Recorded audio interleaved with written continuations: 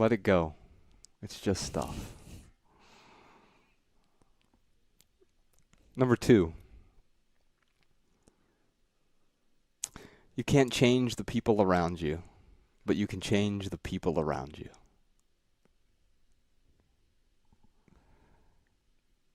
And number 3, love people and use things, because the opposite never works.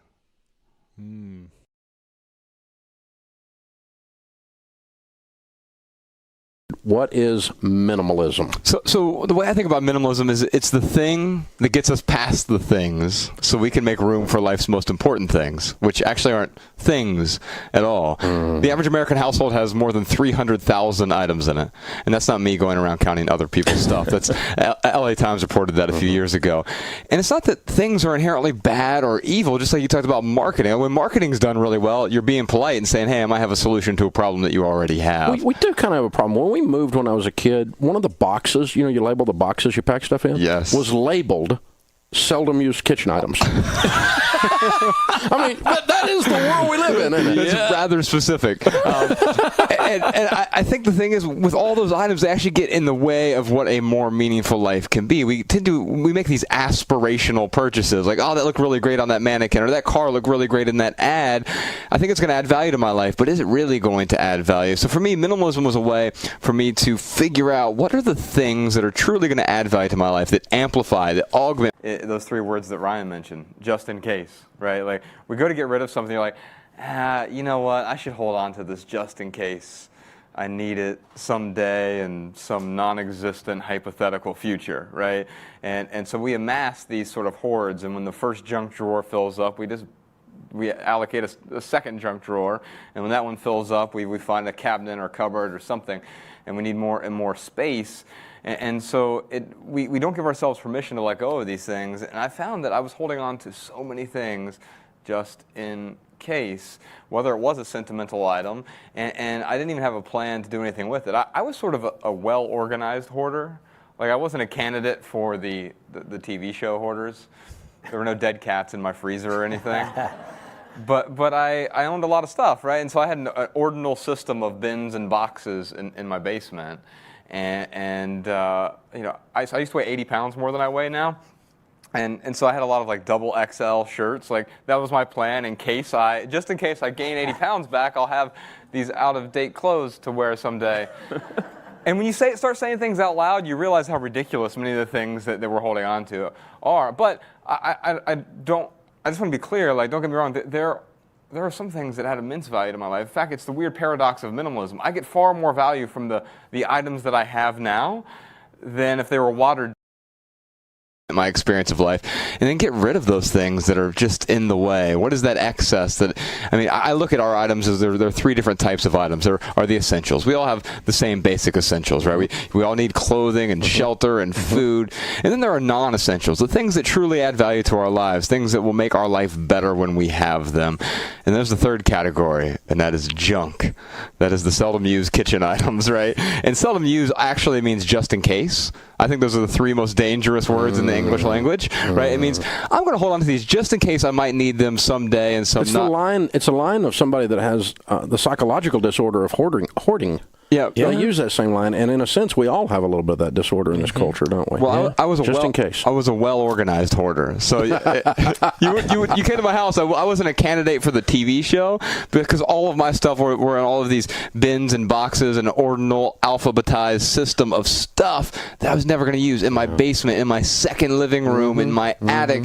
All of these things. I had built this mausoleum of stuff called a suburban house, and decided, well, I think these things are going to make me happy. Well, maybe the next thing will make me happy. Maybe the next thing. But of course, you get that next thing, and the ephemeral pleasure, it doesn't last far past the checkout line. And it turns out the VHS collection probably isn't going to work out. Someday, just in case. The cassette collection is probably just not going to work out.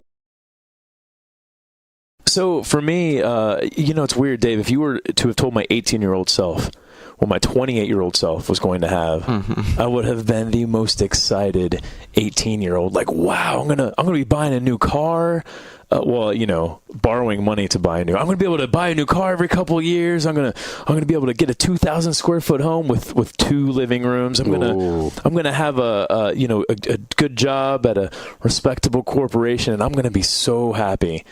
And I did have everything that I ever wanted at 28 years old, but I didn't have happiness. I had a lot of discontent. I had a lot of debt.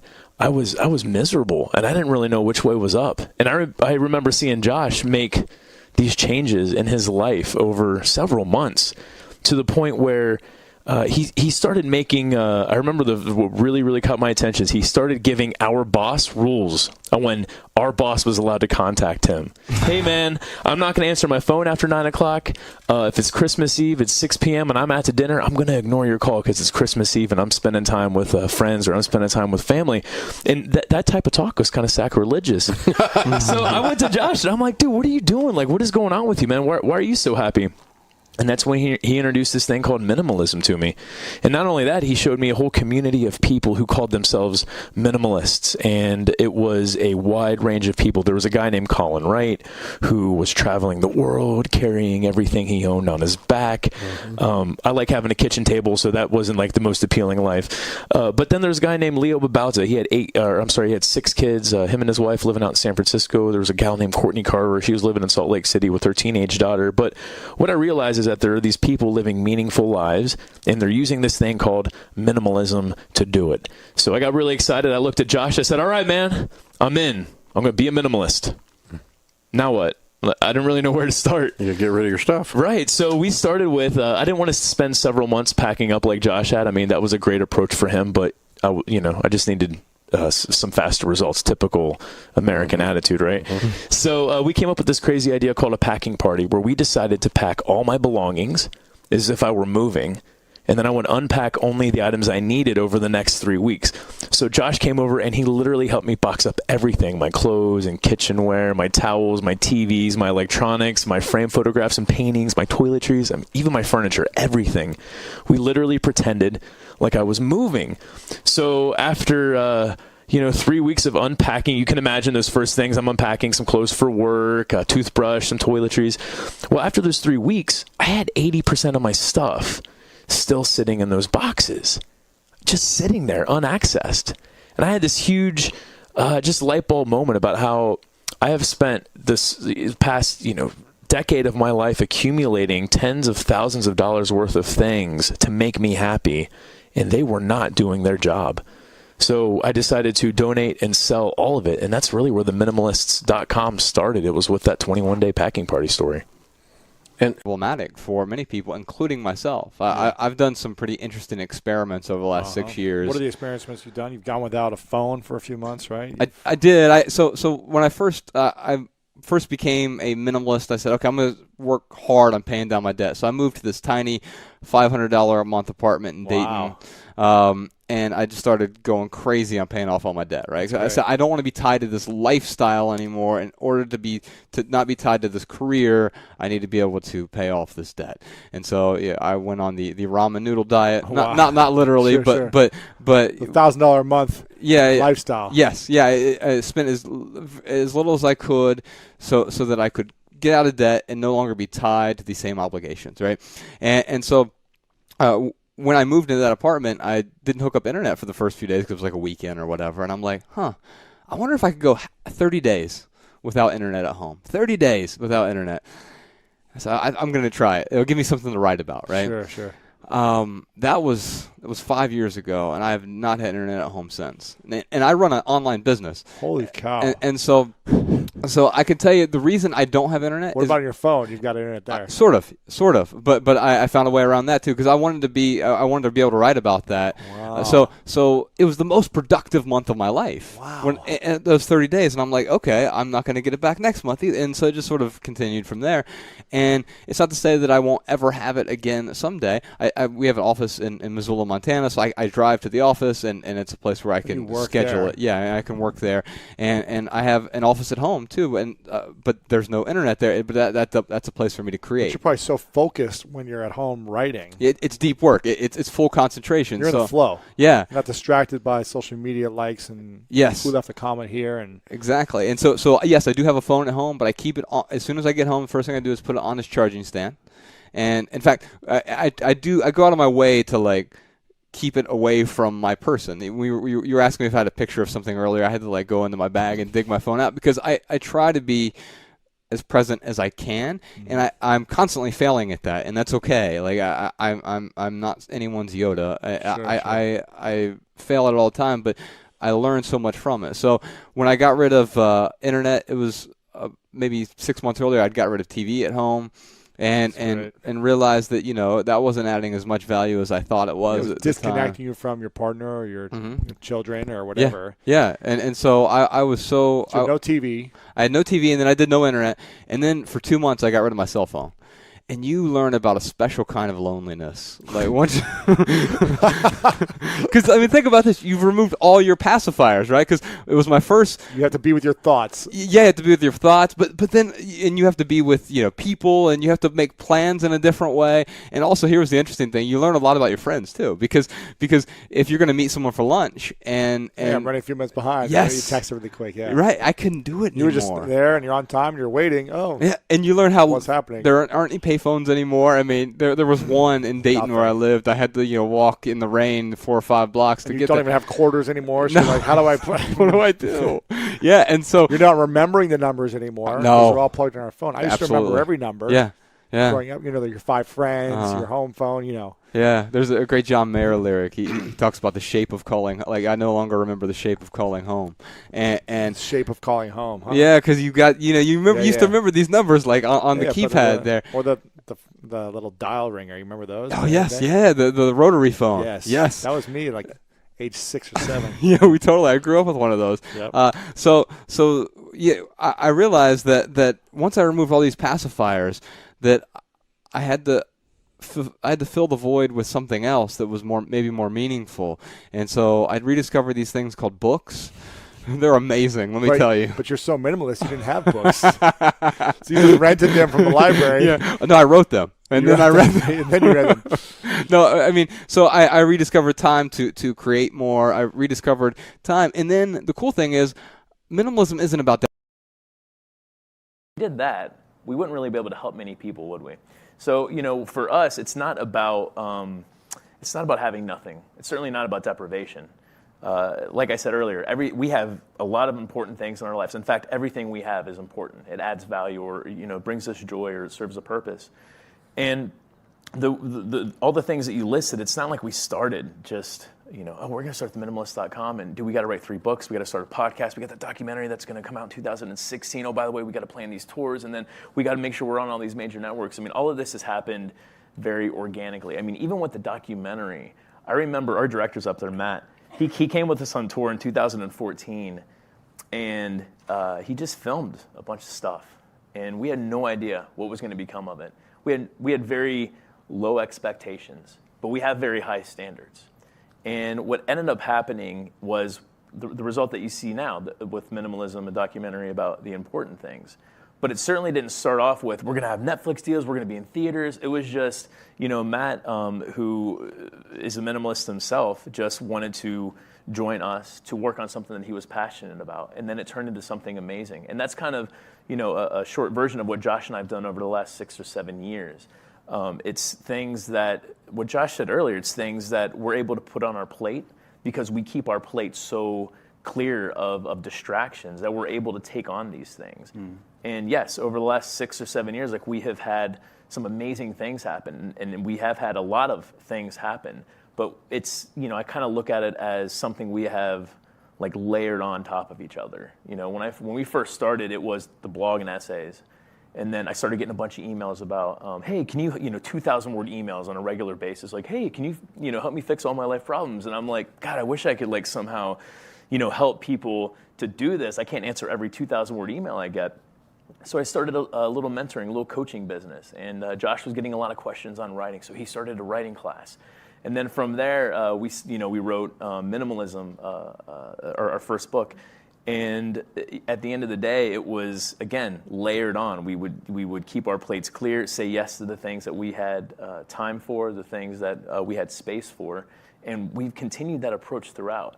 And yes, looking back, it sounds like so much, but it's been very intentional. And the reason why we've been able to do so much is because we have, again, been able to say no to a lot of things, so we can say yes to these very big, important things. Yeah. And what's important. Yeah. That's part of it, isn't it? Yeah. Absolutely. It's just, we're redefining what's important. Yeah. The gathering of stuff is not what's important.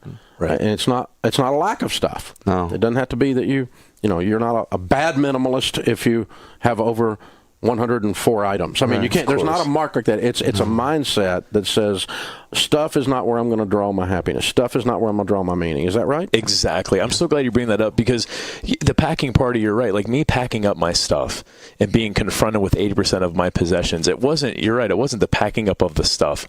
It wasn't getting rid of the 80% of stuff that was freeing. What was freeing is reprioritizing what my priorities were. Because up until that point, if you would have asked me, hey, Ryan, what are your priorities? I would have said, well, my health, that's a major priority, but I was eating fast food every day. My finances, I want to retire, but I was spending money on all that stuff. Yeah. And what I realized is my priorities, it's not what I say I do, it's what I actually do. Someone in the comments section, they were like, it sounds like it's, I don't know what the big deal is, guys. It doesn't sound like you gave up anything that was important. And Josh was like, that's exactly it.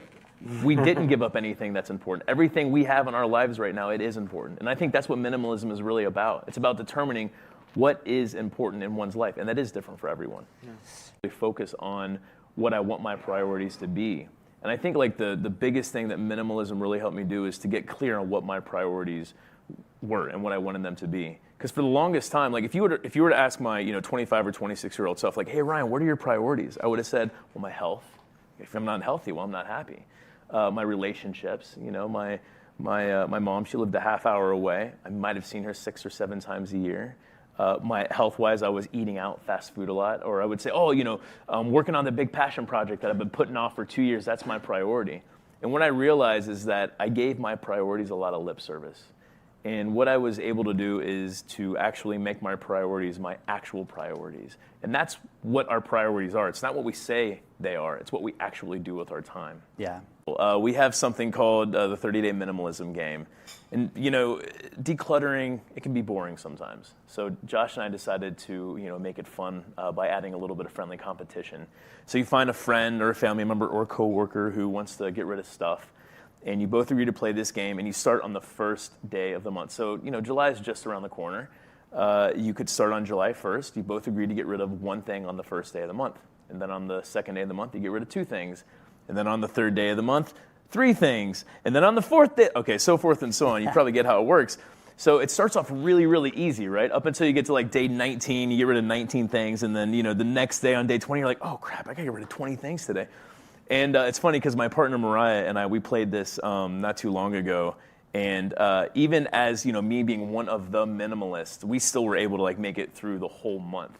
And if you do, you get rid of about 500 items. So, you bet something real silly, like maybe a dinner or something small, or someone has to cook dinner, or Dude, this is Google. You can bet $1 million. you can bet $1 million. So what Raise the stakes, Nicodemus. what Mariah did is she bet. No, this is pretty good. So Mariah was playing with a friend of hers in Fargo, North Dakota, and the loser had to basically karaoke a song that the winner picked out.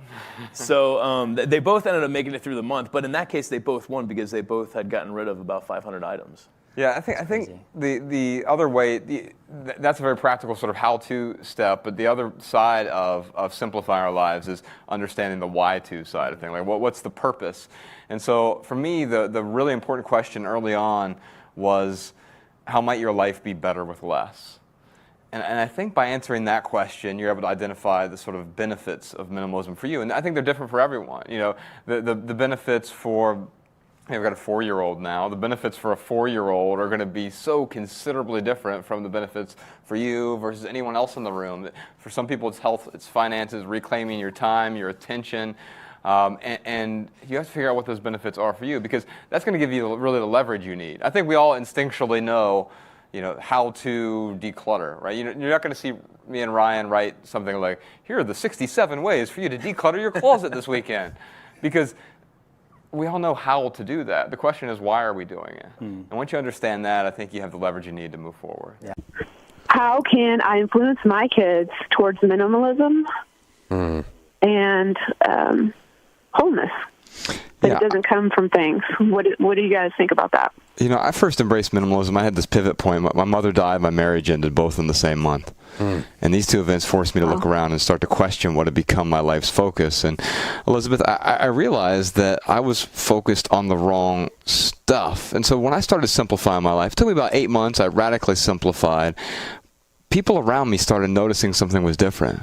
Ryan came to me and said, hey, why the heck are you so happy lately? People at work were saying, you seem less stressed. You seem so much calmer. Why aren't you being as mean as you used to be? And it opened up the door for me to talk about this thing, because I never jumped up and said, look at me, I'm becoming a minimalist, and you need to too. It's not about the proselytizing of minimalism. It's about showing people what the benefits are. So I always start with a question.